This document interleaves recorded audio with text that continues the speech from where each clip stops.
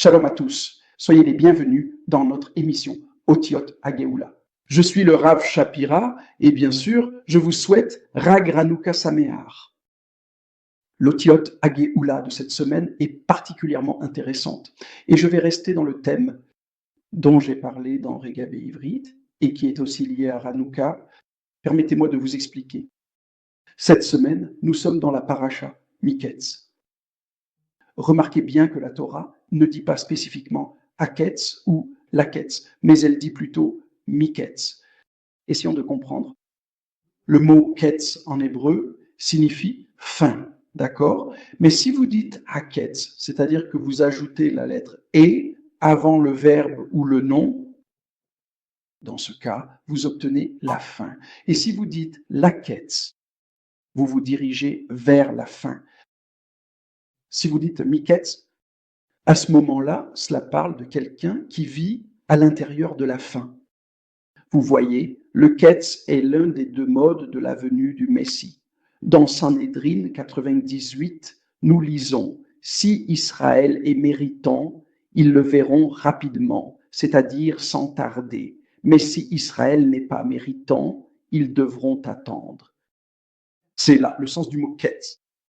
Lorsque nous parlons du mot Ketz, nous parlons d'un type de fin qui implique beaucoup de douleurs, les douleurs de l'enfantement. Ces douleurs de l'enfantement peuvent être raccourcies, comme je vous l'ai dit dans les leçons précédentes, grâce à ce qu'on appelle Harishana, c'est-à-dire en hâtant.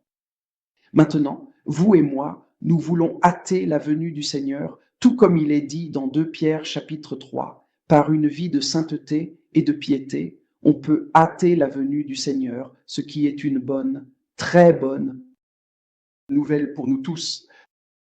Mais la question est, que devons-nous faire pour hâter la Géoula, ce qui est un principe fondamental du judaïsme racidique? Notre travail, nos actions concrètes, nos actes significatifs peuvent vraiment hâter la glorieuse venue du Seigneur. Qu'est-ce que nous devons faire exactement?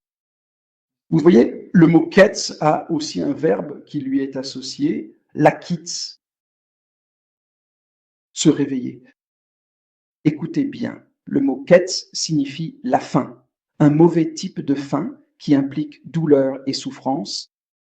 Mais si quelqu'un se réveille, c'est-à-dire le mot lakitz, il peut alors hâter la venue du Seigneur.